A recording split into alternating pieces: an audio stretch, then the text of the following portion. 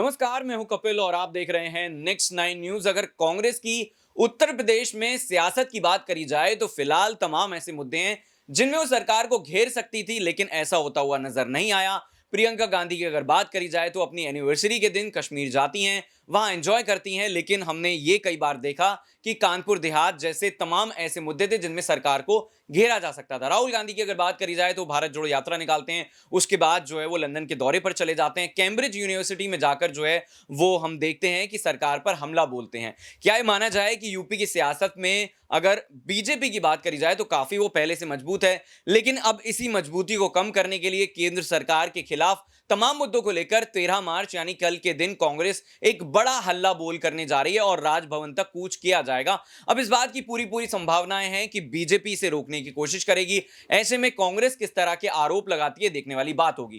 कांग्रेस की अगर बात करी जाए तो जिस तरीके से लोकसभा चुनाव से पहले सरगर्मियां बढ़ने लगी थी, भारत जोड़ो यात्रा जब कुछ दिन के लिए यूपी आई थी, लगभग 3 दिन जो है ये यात्रा यूपी में रही, लेकिन बॉर्डर को छूते हुए निकल गई थी। उसके बाद ये कहा गया था कि ये जो यात्रा है ये वापस आएगी और यूपी में काफी दिन गुजारे जाएंगे। हाथ से हाथ जोड़ो यात्रा की अगर बात करी जाए तो प्रियंका गांधी ये दम भरती हैं कि राजस्थान हो या फिर और तमाम जो प्रदेश हो वहां पर जाया जाएगा, खासतौर पर यूपी में आएंगी वो। लेकिन फिलहाल अगर बात करी जाए तो प्रियंका गांधी बिल्कुल नदारद है। कांग्रेस की अगर बात करी जाए तो लगभग पिछले 30 सालों से जो है वो यूपी की सत्ता कब्जाने में नाकाम रही है। तमाम ऐसे मुद्दे हैं जिनको लेकर यह कहा जा रहा है कि प्रियंका गांधी अगर और ज्यादा मुखर नजर आती तो इसका फायदा कांग्रेस को जरूर मिल सकता था, क्योंकि कई ऐसी जगहें जहां पर बीजेपी कभी सरकार नहीं बना पाती, लेकिन बावजूद इसके वो कोशिश करती है और सरकार बना पाती है। आपको बता दें कि हिमाचल के चुनाव के बाद शायद कांग्रेस इस तरह की बातें मान बैठी थी कि उसे आने वाले वक्त में आसानी से तमाम राज्यों में चुनावी जीत हासिल हो जाएगी। त्रिपुरा, नागालैंड और मेघालय में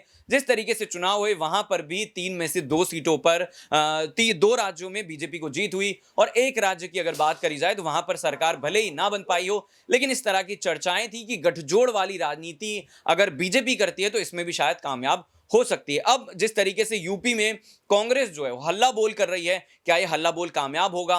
तमाम ऐसे मुद्दे हैं जिनको लेकर घेरने की कोशिश की जा रही है। अपनी राय प्रतिक्रिया कमेंट बॉक्स में जरूर बताइएगा और ये भी बताइएगा कि जिस तरीके से हमने देखा था विधानसभा चुनाव में लड़कियों लड़ सकती हूं का बड़ा कैंपेन जो है वो प्रियंका गांधी ने चलाया था, लेकिन ये कैंपेन 1 महीने पहले शुरू हुआ था और चुनाव आते आते पूरी तरह से खत्म होता हुआ नजर आया। तो कमेंट करके जरूर बताएगा अपनी राय प्रतिक्रिया। देखते रहिए नेक्स्ट 9 न्यूज। इस खास पेशकश में इतना ही। नमस्कार।